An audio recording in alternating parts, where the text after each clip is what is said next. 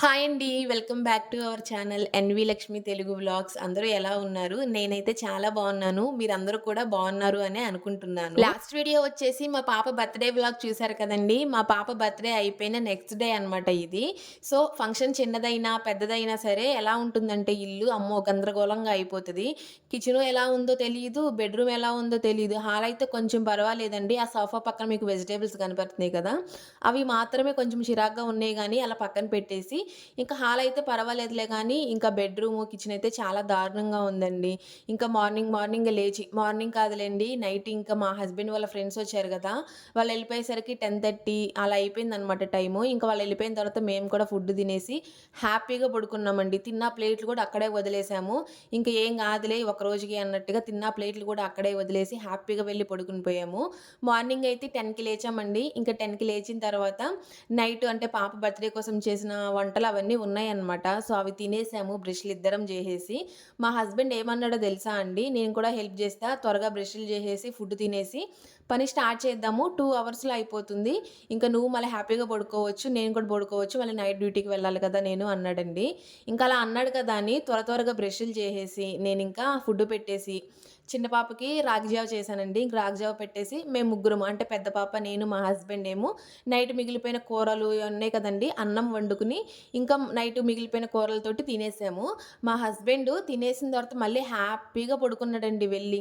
ఇంక ఏం చేస్తాం చెప్పండి? ఇంక నేను ఒక్కదాన్నే చేసుకున్నాను. అయితే ఎలా అంటే కిచెన్ క్లీనింగు, ఇంకా బెడ్‌రూమ్ క్లీనింగు అది అంతా మీకు చూపిస్తూ హైదరాబాద్‌లో బతకాలి అంటే ఎంత జీతం రావాలి? హైదరాబాద్‌లో బతికే వాళ్ళకి మాత్రమే కొన్ని కష్టాలు తెలుస్తాయండి. అవన్నీ కూడా నేను మీతో బ్యాక్‌గ్రౌండ్‌లో వాయిస్ ఓవర్ ఇచ్చి చెప్తాను. వీడియో నచ్చితే మాత్రం చిన్న లైక్ చేసి మన ఛానల్‌ని సబ్స్క్రైబ్ చేసుకోండి. అలానే ఈ వీడియో చూస్తున్న వాళ్ళు హైదరాబాద్‌లో ఎవరైనా ఉంటే మాత్రం ఖచ్చితంగా కామెంట్ చేయండి. అవునక్క మీరు చెప్పేదంతా నిజమే. మేము కూడా ఈ ప్రాబ్లమ్స్ ఇక్కడ ఫేస్ చేస్తున్నాము అని ఖచ్చితంగా కామెంట్ చేయడం మాత్రం మర్చిపోకండి. ఫస్ట్ అయితే హైదరాబాద్‌లో బతకాలి అంటే జీతం ఎంత రావాలో చెప్తానండి. హైదరాబాద్‌లో ఒక ఫ్యామిలీతో బతకాలి అంటే జీతం ఖచ్చితంగా 30,000 నుంచి 40,000 మధ్యలో ఉండాలి అండి. కొంతమందికి అనిపిస్తుంది 30,000, 40,000 ఏం చేసుకుంటావక్కా అని. ఇంకొంతమందికేమో 30,000, 40,000 అసలు ఏం సరిపోతుంది. 60,000, 70,000 అయినా ఉండాలి. ఉంటేనే బతకగలము అని ఇంకొంతమందికి అనిపిస్తుంది. 60,000, 70,000 అనేది అందరికీ రాదు కదండీ. నార్మల్‌గా 30,000, 40,000 రావాలి అని నేను ఎందుకు అంటున్నానో మీకు చెప్తాను. ఆ రీజన్స్ కూడా చెప్తాను. హైదరాబాద్‌లో ఇంటి అద్దె వచ్చేసి 7,000 నుంచి 8,000 వరకు ఉంటదండి 1 బీహెచ్‌కే. కొంతమంది 1 ఆర్‌కే తోటే అడ్జస్ట్ అయిపోతారు. 1 ఆర్‌కే కూడా మాక్సిమము సిటీలో 6,000 ఉంటుందండి. అదేంటక్క అలా అంటున్నావు 4,000, 5,000లో కూడా ఉంటాయి కదా! మరి నువ్వు 7,000, 8,000 ఇలా 6,000 చెప్తున్నావేంటి అనుకుంటారేమో. 4,000, 5,000లో కూడా ఉంటాయండి. కాకపోతే సిటీలో ఉండవు. సిటీ ఔట్‌కట్స్‌లో ఉంటాయన్నమాట.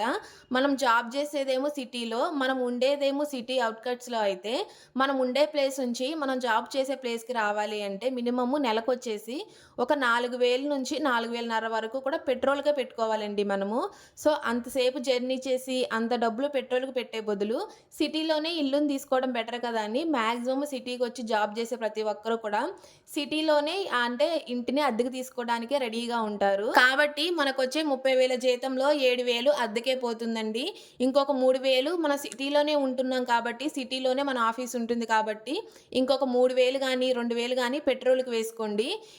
ఇంత సిటీలో ఉన్నా సరే పెట్రోల్‌కి 3,000 అవుతాయండి. ఎందుకంటే ఎళ్ళేటప్పుడు ఫ్రీగానే ఉన్నా అంటే ఇంటి నుంచి డ్యూటీకి వెళ్ళేటప్పుడు ఫ్రీగానే ఉన్నా ఆఫీస్ నుంచి ఇంటికొచ్చేటప్పుడు ఫుల్ ట్రాఫిక్ ఉంటుంది. ఆ ట్రాఫిక్‌లోనే పెట్రోల్ మొత్తం లాగేసిద్ది కాబట్టి ఈజీగా ఒక 2,000, 3,000 ఏసుకోండి. సో, మొత్తం మీద ఇక్కడ మనకి ఇంటి అద్దె అండ్ ఆఫీస్ నుంచి ఇంటికి రావడానికి, ఇంటికి నుంచి ఆఫీస్‌కెళ్ళడానికి నెల మొత్తానికి నేనైతే ఒక 2,000, 3,000 ఏసానండి. టోటల్‌గా 10,000 అయిపోయింది కదా! ఇంకా మనకి అంటే మన హస్బెండ్ తీసుకొచ్చే జీతంలో ఇంకా 20,000 మిగులుతాయి. ఎంత పొదుపుగా వాడినా నెల మొత్తం మీద మన తిండి ఖర్చులు ఖచ్చితంగా 5,000 నుంచి 6,000 మధ్యలో ఉంటాయండి. ఒక 25 కేజీస్ రైస్ కట్ట తీసుకోవాలి అంటేనే 1,300, 1,400 ఖచ్చితంగా పెట్టాలి. ఇంకా వారానికి సరిపడా కూరగాయలు తెచ్చుకోవడానికి మార్కెట్‌కి వెళ్ళామంటే ఈజీగా 250, 300 అవుతాయన్నమాట.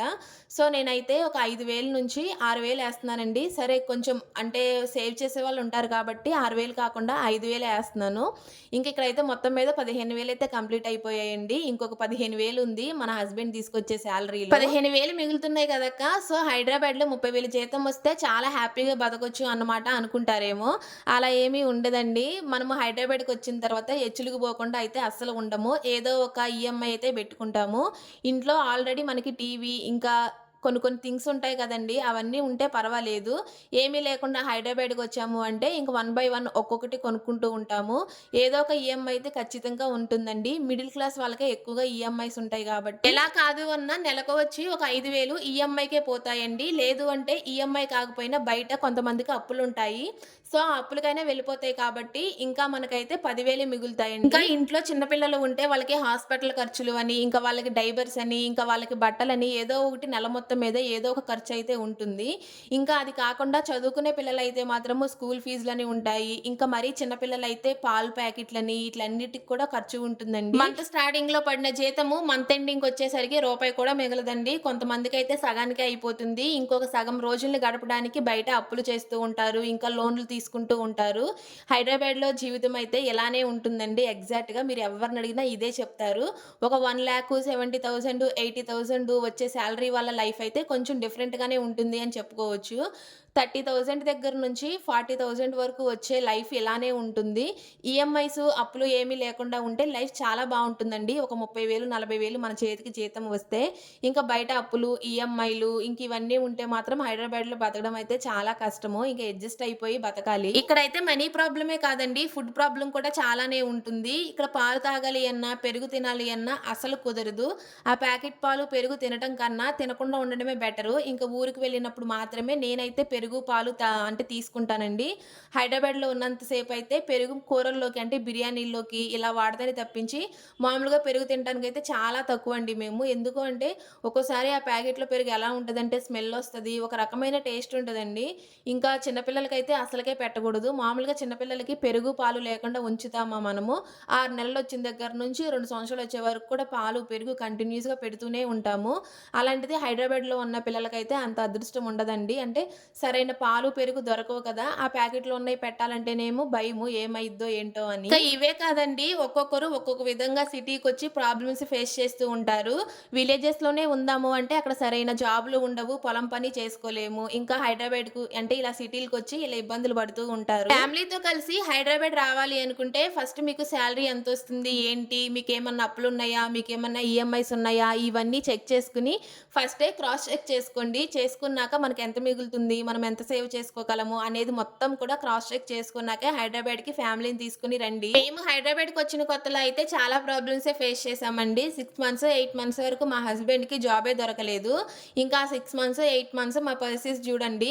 నెక్స్ట్ వీడియోలో గానీ, ఇంకెప్పుడైనా సరే మేము హైదరాబాద్‌కొచ్చిన తర్వాత ఏమేమి ప్రాబ్లమ్స్ ఫేస్ చేశాము అనేది మీతో తప్పకుండా అయితే షేర్ చేసుకుంటాను. ఈ వీడియో మీకు ఎలా అనిపించింది? హైదరాబాద్‌కి రావాలి అనుకుంటున్న వాళ్ళకి ఈ వీడియోని తప్పకుండా షేర్ చేయండి. ఇంకా నా కిచెన్ మొత్తం క్లీనింగ్ అయితే అయిపోయిందండి. చూసారు కదా! నీట్‌గా అయితే మొత్తం ఎక్కడివి అక్కడ సర్దేశాను. ఇంకా బెడ్‌రూమ్ అయితే క్లీన్ చేస్తున్నానండి. బట్టలు ఎక్కడ పడితే అక్కడ పడేసి ఉన్నాయన్నమాట నిన్నటి నుంచి. అంటే నిన్న మార్నింగ్ నుంచి. నేను ఇంకేం పని చేయలేదు కదండీ! వంట పని ఒకటే పెట్టుకున్నాను. ఇంకా మా పాపది నిన్న పుట్టినరోజు కదా! తన ఇష్టం వచ్చినట్టుగా జేసేసింది. బట్టలు ఎలా పడితే అలాగా పడేసిందనమాట. ఒక అలమారలో పాపవి, చిన్న పాపవి, పెద్ద పాపవి ఇద్దరివి కూడా పార్టీ వేర్ డ్రెసెస్ పెడతానండి. ఇంకా ఆ పార్టీ వేర్ డ్రెసెస్ ఏమేసుకోవాలి, ఏంటి నేను అనేసి మొత్తం తీసేసింది. ఇంకా అవన్నీ కూడా మళ్ళీ సర్దుకుంటున్నాను. ఇప్పటి వరకు నేను మీకు చూపిస్తున్న క్లీనింగ్ అంతా ఒక పూటలో అయిపోయింది కాదండి. ఆఫ్టర్‌నూన్ మొదలెడితే ఈవినింగ్ వరకు, అంటే ఈవినింగ్ కూడా కాదులెండి, నైట్ సరిపోయిందనమాట. ఇంకా జస్ట్ ఫ్లోర్ అయితే మామూలుగా చీపురుతోటే క్లీన్ చేశాను. మాప్ కూడా పెట్టుకోలేదు. బట్టలు చాలా ఉన్నాయండి. ఇంకా ఒకదాని తర్వాత అంటే వాషింగ్ మిషన్‌లో వేస్తూనే ఉన్నాను, ఆరేస్తూనే ఉన్నాను. నా అదృష్టం ఎలా ఉంది అంటే బట్టలు ఆరేసినప్పుడే వర్షం వస్తదండి.